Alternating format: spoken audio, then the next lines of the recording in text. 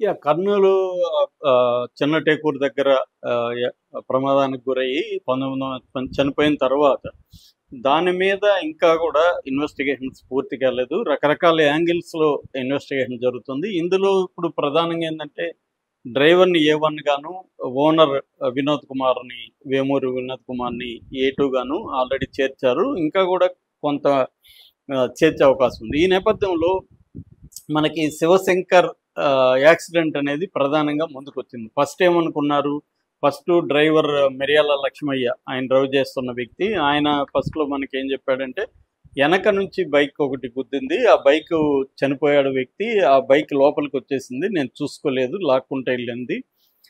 200 మీటర్లు ఎళ్ళిన 200 అడుగులు ఎళ్ళిన తర్వాత నా ఎనకాల కూర్చున్న ఒక వ్యక్తి మంటలు గుర్తించి నాకు అలర్ట్ చేశాడు. దాని తర్వాత నేను కిందకెళ్ళి ఆర్పడానికి ట్రై చేశాము. అది ఇది అని అతను చెప్పాడు. దాని తర్వాత లేదు, రాంగ్ రూట్‌లో ఒక వ్యక్తి బైక్‌లో వస్తున్నాడు. నేను సడెన్‌గా రాంగ్ రూట్‌లో వచ్చేసరికి నేను సడెన్ బ్రేక్ ఎగిస్తే ఎనకాల వెహికల్స్ గుద్దుతాయని చెప్పి నేను సడెన్ బ్రేక్ వేయలేకపోయి కొట్టేశాను.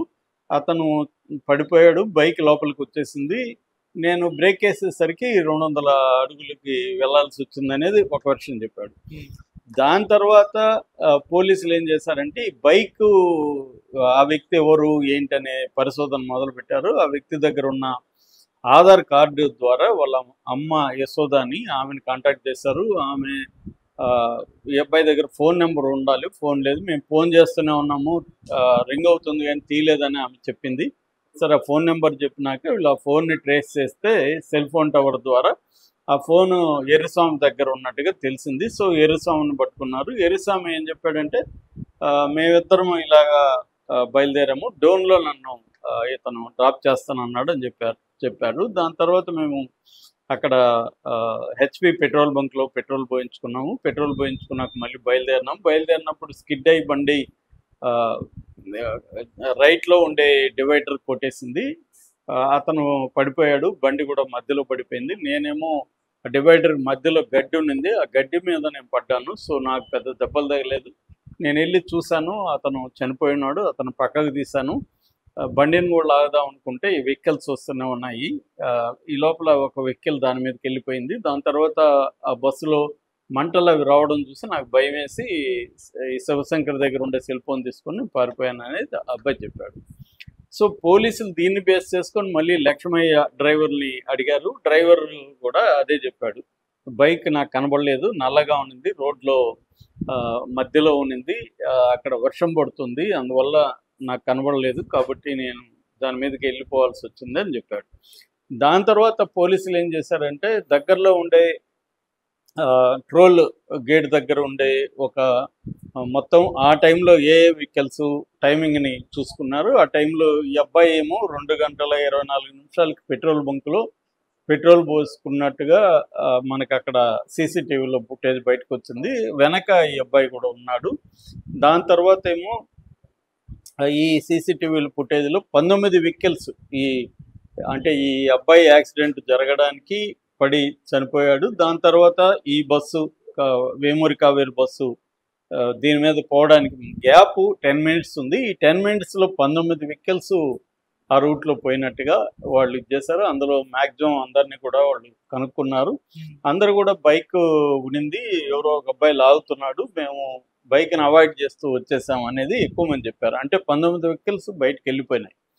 సో, ఈ వెహికల్ ఎళ్ళలేదంటే డ్రైవర్ నిర్లక్ష్యమే ఉంది. అంటే 19 మంది బైక్‌ను చూసి ఆహ్, పక్కకెళ్ళిన వాళ్ళు ఈ ఇతను ఎళ్ళలేదంటే అర్థమేమి? అతను నిర్లక్ష్యంగా తోలుండాలి. దాని మీద ఫోకస్ లేకపోయుండాలి. ఇట్లాంటివేవో కారణాలున్నాయి.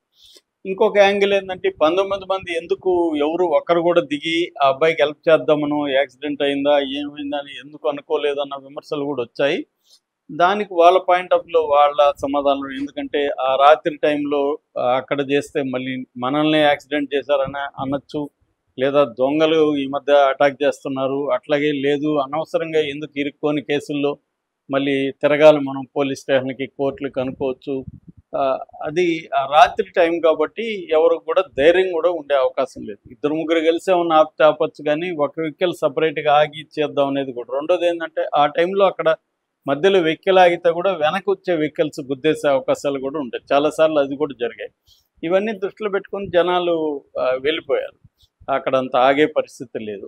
సో ఏదేమైనా వాళ్ళు ఆగి ఎవరైనా ఒక్కరు చేస్తుంటే కూడా ఇది జరిగేది. ఈ నేపథ్యంలో ఇప్పుడు ఏమైందంటే ఇంకొక వార్త వైరల్ అవుతుంది. అదేంటంటే అసలు శివశంకర్ యాక్సిడెంట్ చేయలేదు, అతను చావలేదు, అతన్ని చంపేశారు అని నిన్న తల్లి వాళ్ళ సిస్టరు వాళ్ళంతా మీడియాతో మాట్లాడారు. వాళ్ళ ఆర్గ్యుమెంట్ ఏంటంటే మేము శివశంకర్ చనిపోయినాడని చెప్తున్నారు. శివశంకరే 19 మందికి కారణమని, యముడని, శివశంకర్ వల్లే జరిగిందని, ఈ తాగుబోతు వాడు యాక్సిడెంట్ చేయడం వల్లే 19 చనిపోతున్నారు అన్నారు. అసలు మా కొడుకు యాక్సిడెంట్ చేయలేదని మేము నమ్ముతున్నాం. మేము ఈ ఎరుస్వామి దగ్గర హాస్పిటల్కి కూడా కర్నూలు గవర్నమెంట్ హాస్పిటల్కి వెళ్ళాము, ఎరుస్వామిని చూసాము, మాట్లాడాము. మాట్లాడితే అబ్బాయికి ఎక్కడా ఒక చిన్న గాయం కూడా తగలలేదు. ఇది ఎలా సాధ్యం? బైక్ యాక్సిడెంట్ అయినప్పుడు ముందు కూర్చున్న వ్యక్తి చనిపోతే వెనక కూర్చున్న వ్యక్తికి చిన్న గాయం కూడా జరగలేదంటే ఏమని అర్థం చేసుకోవాలి అనేది వాళ్ళు చెప్తున్నారు. వాళ్ళు క్లియర్గా ఎరుస్వామి మా అబ్బాయిని చంపాడని డైరెక్ట్గా సెంటెన్స్ వాడట్లేదు, కానీ వాళ్ళ సెన్స్ అయితే అదే కనబడుతుంది.